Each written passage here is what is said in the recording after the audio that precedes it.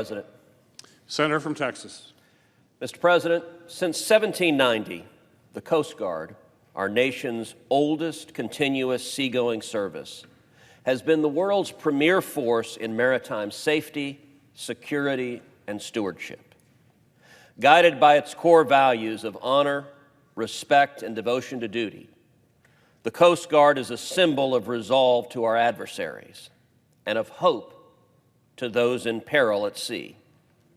Our nation relies on more than 50,000 members of the Coast Guard each day to keep our country safe, to project national power, and to champion the rule of law and governance on our waters and beyond. In Texas, Coast Guard members are on patrol 365 days a year. From Station South Padre Island to Sector Houston, Galveston, and beyond, Coast Guard members keep our citizens and our country safe. Just this week, a Coast Guard Air Station Houston helicopter crew completed a daring rescue, saving the life of a mariner 10 miles off the coast of Galveston, Texas. When our nation calls, the Coast Guard is always ready to answer. As the ranking member of the Senate Commerce Committee, which has responsibility for policies affecting the Coast Guard and Coast Guard service members and their families, I believe that in the event of a shutdown, the Coast Guard must be paid, without question and without delay. That's why last week I introduced the bipartisan Pay Our Coast Guard Act, which would treat Coast Guardsmen the same as all other service members for purposes of pay and benefits if there's a lapse in appropriations. If a continuing resolution is not passed, the prudent thing to do, the right thing to do, is to agree now that we will pay the men and women of the Coast Guard. That's what this bill does. If there's a shutdown, military personnel from all branches of the armed forces will keep working.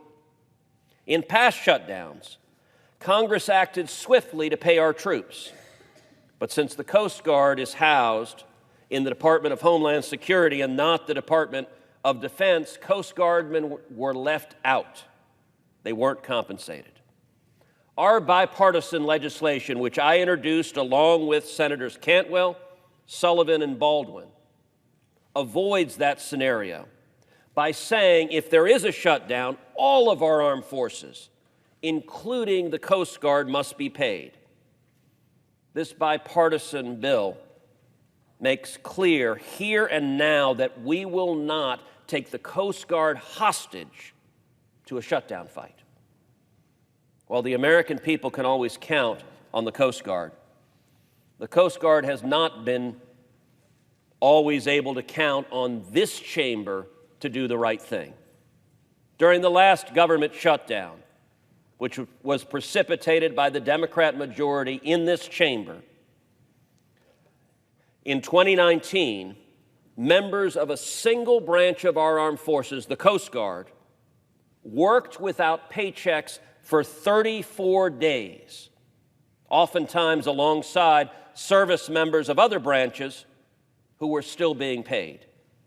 The Defense Department was funded, but the Homeland Security Department was not. So I joined with several Senate colleagues to advance a bill that would have treated members of the Coast Guard the same as those in the Air Force, the Army, the Navy, and the Marine Corps. That bill was brought up before the entire U.S. Senate, but it was blocked by the Democratic leader. The only thing necessary to ensure timely payment of every Coast Guard service member was for my colleagues across the aisle to withdraw their objection. Regrettably, that did not happen.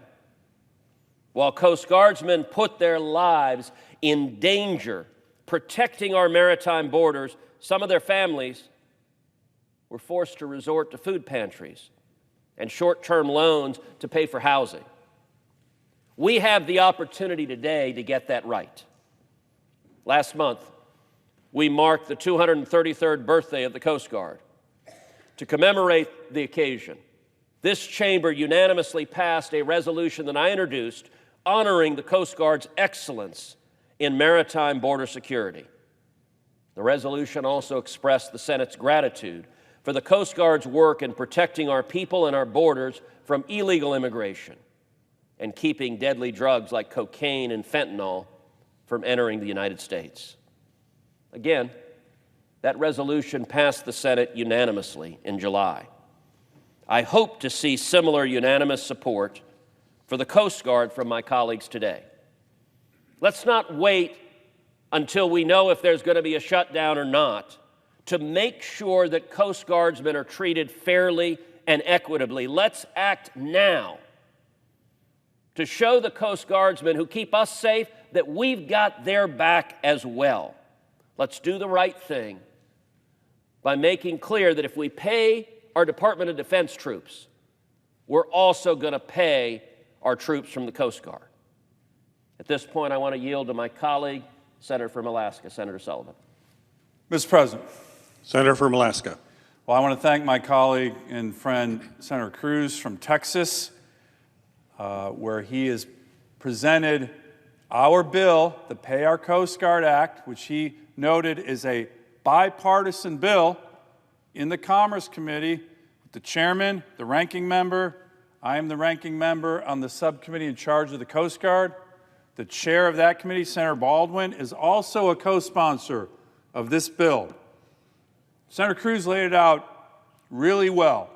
This is a very simple bill. The men and women who protect our coastline, who protect our country, who are in the military, who I see working so hard, risking their lives day in, day out in Alaska, where we have some of the most members of the Coast Guard stationed in our great state than almost any other state.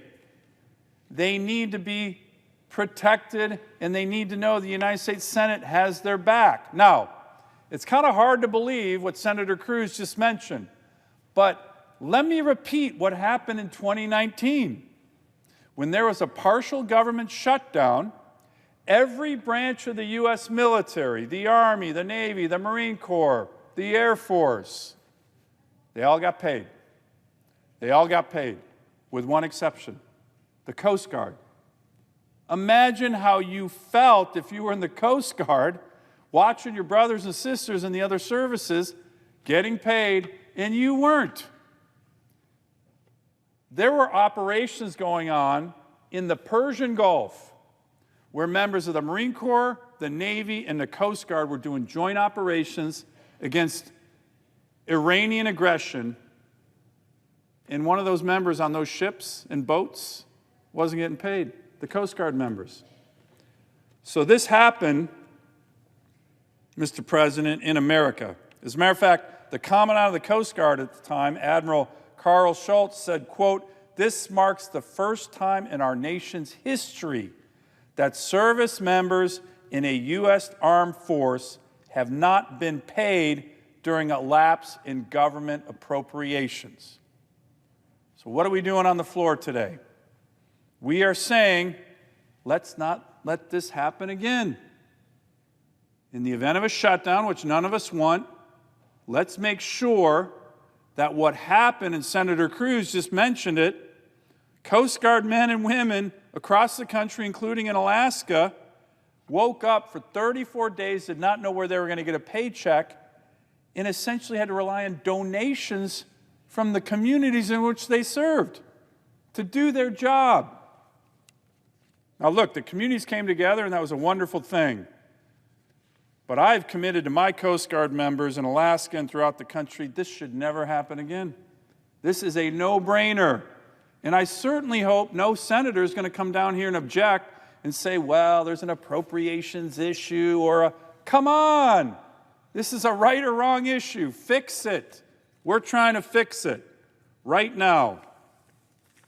Mr. President, I was the one who came down during the last government shutdown and tried to get unanimous consent. I had talked to the President of the United States. He said he was going to sign our bill to pay the Coast Guard, and the Democratic minority leader at the time blocked it. I certainly hope none of our colleagues, Democrat or Republican, are going to block it again. This is a bipartisan bill. It makes sense, and the Coast Guard and their family members are watching. Does the U.S. Senate have their back or not? I strongly encourage my colleagues to work with us to pass our Pay Our Coast Guard Act bill right now. Senator from Texas. I thank Senator Sullivan for his excellent and heartfelt remarks. And, Mr. President, as if in legislative session, I ask unanimous consent that the Committee on Appropriations be discharged from further consideration of S-2791, the Pay Our Coast Guard Act, and that the Senate proceed to its immediate consideration.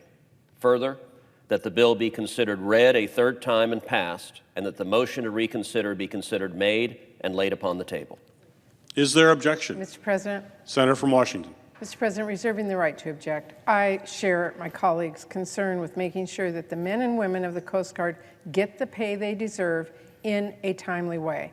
In fact, I don't want any of our federal workers to miss a paycheck. But this bill, which essentially says the Coast Guard gets paid as long as other members of our armed services are being paid, won't actually stop anyone from missing a paycheck in a few weeks, because the looming shutdown would also stop pay for the military. I appreciate my colleagues want to talk about how Coast Guard pay is handled compared to other branches of our armed services, but respectfully, the pressing issue right now is making sure everyone gets paid, and we prevent a completely unnecessary shutdown that would hurt our families across the country, which is why, Mr. President, I am working around the clock to make sure we pass a bipartisan CR and supplemental package, and I urge all of my colleagues to join me in that effort, and I object. The objection is heard. Mr. President. Senator from Texas. Mr. President, I want every member of the Coast Guard to understand what just happened. We are 9 days away from the expiration of current government funding. No one here knows whether a shutdown will happen or not, but it is not complicated with partisan divisions in Washington that there is a very real risk of a shutdown. I believe President Biden and the majority leader of the Senate, Senator Schumer, want a shutdown. Whether they want it or not, it is clear there is a very real risk. And if 9 days from now, what happened in 2019 happens again, which is that our soldiers are paid, our sailors are paid, our airmen are paid, our Marines are paid, but our Coast Guardsmen are left in the lurch. That's what happened in 2019, when Senator Sullivan and I came to the floor, tried to take care of our Coast Guardsmen then, and the Democrats objected. And if 9 days from now, the over 50,000 Coast Guardsmen across this country, their paychecks stop, you will know why. And it was because of two simple words just uttered on behalf of Democrat leadership: I object. Had the Democrats simply not said those words, I object, our Coast Guardsmen would be paid in 9 days. And understand, this legislation, as Senator Sullivan pointed out, is bipartisan legislation. It is authored by the chairman and ranking member of the Commerce Committee and the chairman and ranking member of the subcommittee with jurisdiction over the Coast Guard.